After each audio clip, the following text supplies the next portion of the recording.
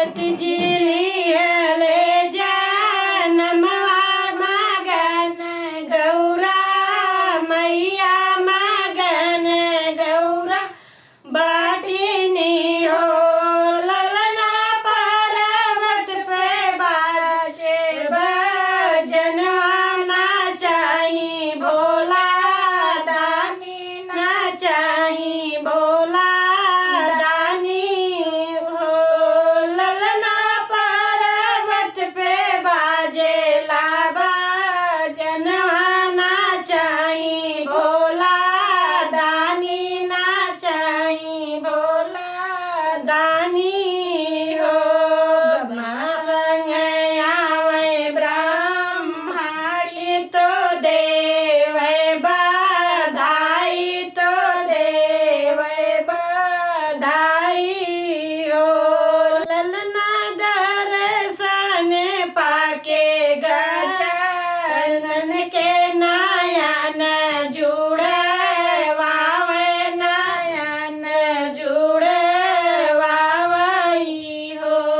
ललना दर्शन पाके गजानन के नयन जुड़े वावे नयन जुड़े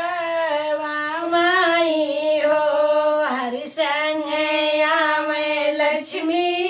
मैया तो देवै बधाई तो देवै बधाई हो ललना पलना में झूले रजनन देखी देखी हर से तो देखी हर साई हो ललना पलना में झूले लाजनन तो देखी हर से तो देखी हर साई हो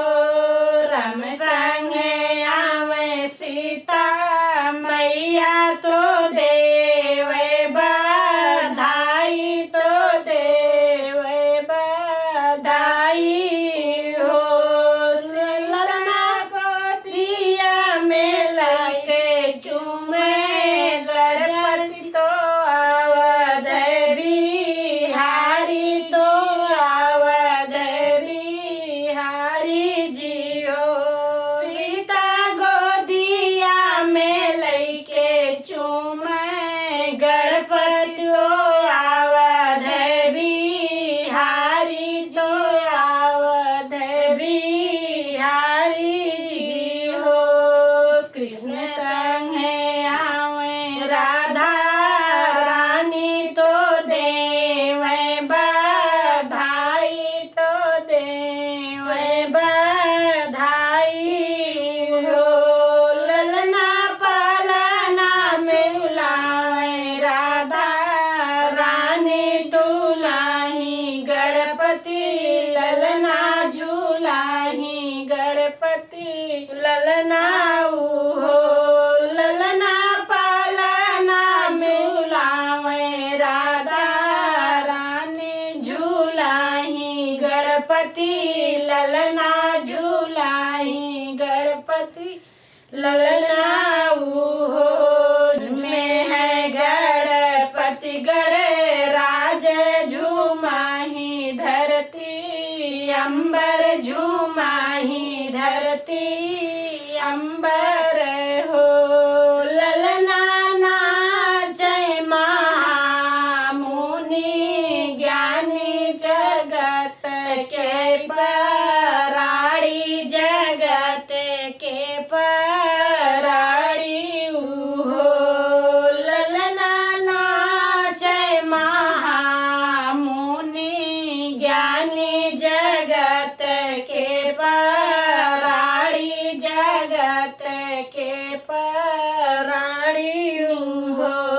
ललना देव सब फूल बरसावे गजानन जनम लीन गजानन जनम लीन हो ललना देव सब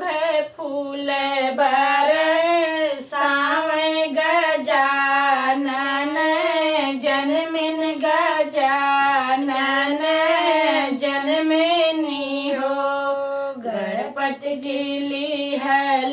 जनमवा मगन गौरा मैया मगन गौरा बाटिने हो ललना पर्वत पे बाजेला जनवा न चाही भोला दानी न चाही भोला दानी हो ललना पर्वत पे बाजेला जनवा न चाही भोला दानी न चाही भोला दानी हो। बोलो गणपति महाराज की जय।